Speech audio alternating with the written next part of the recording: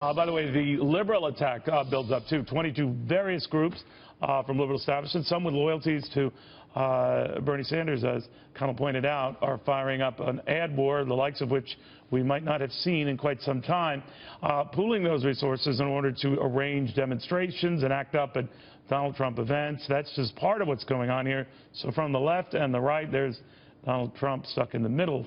But could all of this be backfiring and draw more attention to Trump and actually help him? Let's ask Caitlin Huey-Burns, Julie Roginsky, and Charlie Gasparino. Julie, what do you think? I think it helps him with his base, right? I mean, these are people who are committed to Donald Trump. They think he's a victim. They think he's a martyr. They think the establishment on the right's out to get him. They think the Democrats are out to get him. But his base doesn't really go above 34% of the Republican primary base, and that's the problem for him. He's not capturing other Republicans.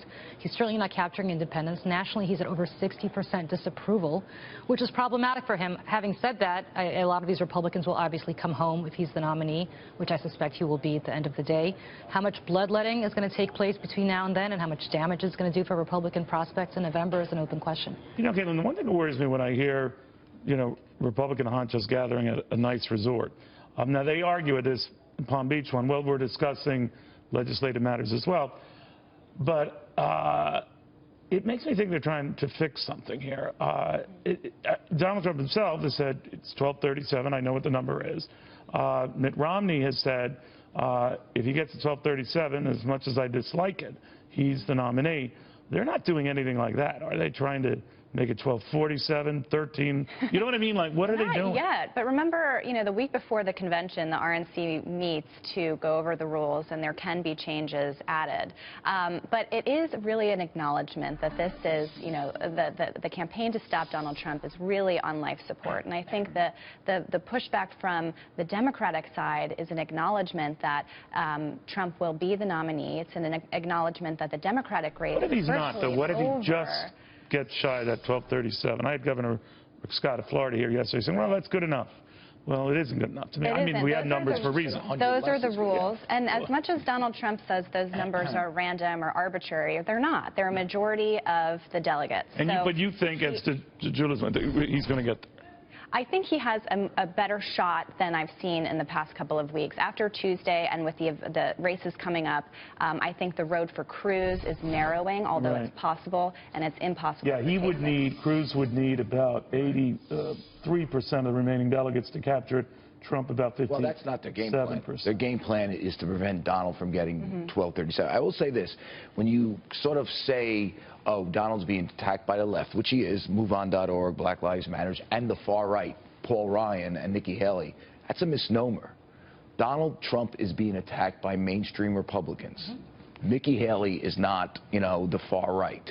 Neither is Paul Ryan. They are mainstream Republicans. And what can they do? Now, let me just make this one point. One of Donald Trump's problems, and it was in the Wall Street Journal editorial page, whether you like the Wall Street Journal editorial page or their stance on Trump is a whole other story. Read the stats. He doesn't do very well with Republicans. A lot of Republicans won't vote for him. And I think between now and the convention, you have to what they will try to do to prevent a guy that they believe, based on every known statistic known to mankind. And I know, who knows, miracles could happen, but you have to believe in science. Like vaccinations do work. Global warming is real. There's some truth to global warming. I agree with that. What's your point? My point is, he ain't going to win, and they're going to try to prevent him from getting the nomination any way he can. All right, now we talk about this percentage, and we keep in mind that percent of the vote is based on a primary field that had more than a dozen candidates, and it's winnowed down, so we'll see how he does after that. Having said that, though, anything short of tampering with the number of delegates needed, I mean, there'll be holy uproar. Well, right? Even if they don't tamper with the delegates, I mean, if you have this going to the second ballot, the third ballot, the 16th ballot, let's say they defeat Donald Trump. Let's say that he's got the plurality of the vote, but not the majority of the vote going into this election. Sorry, into this convention. Right. He then comes out and says, wait a second, I'm the guy that was leading. You gave it to who? To Ted Cruz, to Paul Ryan, whoever you're emerging? He wouldn't be the first leader who faced Too bad. No, it may be too bad, but think about where his 34% of supporters go. These people are Trump people. These are not Republicans. So you think passions are such that they would vote? Oh, my goodness. Yeah, and flip it around. One second, Caitlin, then flip it around. The mainstream guys, I know that's such an overused trite phrase, they might similarly bolt if it's him, right? That's why all of these options are, pretty terrible if you think about it for the party. I mean, they're risking what you Does just anyone think described they can just kiss and make up and move on? I think We've seen it. We've seen it, but Really? I think it's very difficult. Well, here's the problem. He makes it difficult every day. Like, because you thought maybe 3 months ago that would happen. When you saw him in that debate talk about 9/11, he sounded, right. You and I were talking about it.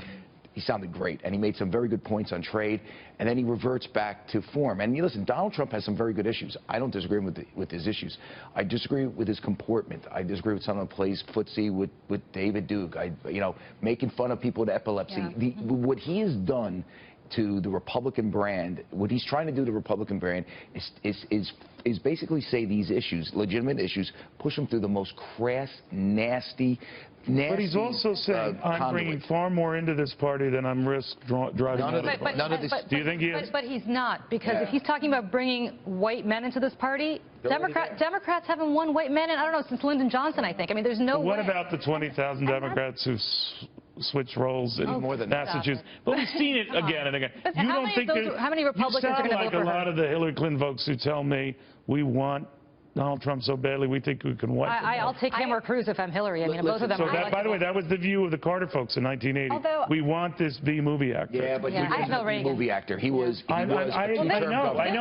I'm just telling you that their posture at the time was, we pray it's Ronald Reagan. Okay, be careful what you wish. I'm just saying what they said. I know what they said, but the record is different. What do you think about that they are getting too cocky? This is what's significant about all the Democratic and liberal groups going after Donald Trump now. They have looked at the lessons from the Republican Party and how much the party underestimated Donald Trump's strength. I think he's very unpredictable, and I think Democrats, while originally they wished, to say the least, but they wished that they could run against him. Now I'm not so sure. I think Cruz would be... But their strategy is to demonstrate. Their strategy is to incite...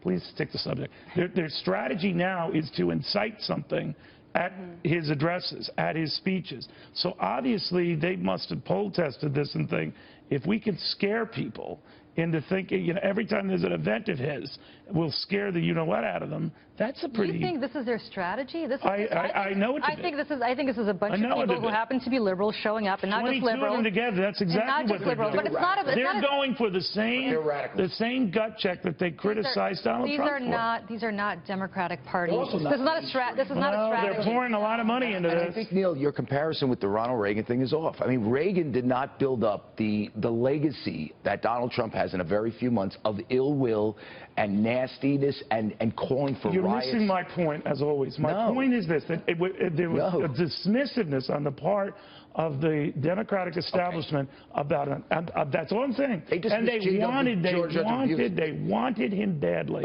and they got what they wanted, and later regretted it. But you could say that about George W. Bush. They thought he was stupid. I mean, they do that to Republican conservatives all the time. The only point being, I think we jump and leap ahead of ourselves on expectations that don't pan out. This is the same group that dismissed Donald Trump would be as far as he is now. You know who we fear? Because I talk to Democrats obviously every day, including people in the Hillary campaign. They feared the Marco Rubios of the world because he could bring people in. They don't fear Donald Trump. All right. Women hate him. Minorities hate him. What you wish for. That's all I'm saying. Well, underestimate Donald Trump at your own peril. That's all I'm saying. But be scientific. Yeah. Every poll, every study. Oh, I agree. Women, I'm just saying minorities, that. Jimmy Carter led by 28 points. By 28 points. Ronald Reagan didn't have this type of negative. Okay. All right. Women, Hispanics. Charlie's right. Highest negatives in history. Republicans. Smart Do you know whose are the right second highest negatives? Hillary. Exactly. But you're only running against somebody. You're not running in a vacuum. Negatives have come down more dramatically than Hillary's? Not Donald Trump. Yes, they have. Keep going up, my friend. I don't know what you're looking at. I read the same journal editorial that Charlie did today. All right. I'm just telling you. Negatives are way, way down. They're still high. I'm granting you. I'm just telling you. I've heard this consensus stuff from everyone when Donald Trump first entered the race. Don't take him seriously. He's a joke. He's a moron. Blah, blah, blah. You know what you sound like? You sound like, Neil Cavuto circa 20. Maybe not you, but a lot of people circa 2012 who said, don't believe the polls. Mitt Romney's going to win. Don't look at the polls. The polls are the polls. The facts are the facts. He's going to. I don't know if that's comparable. This is why it's smart for Democrats to start their opposition right now. If you get 35% of 35%, and you're stuck at 35%, you got a long way to go. Incredible. And I'm hardly a Trump apologist. As you know, he boycotts this show.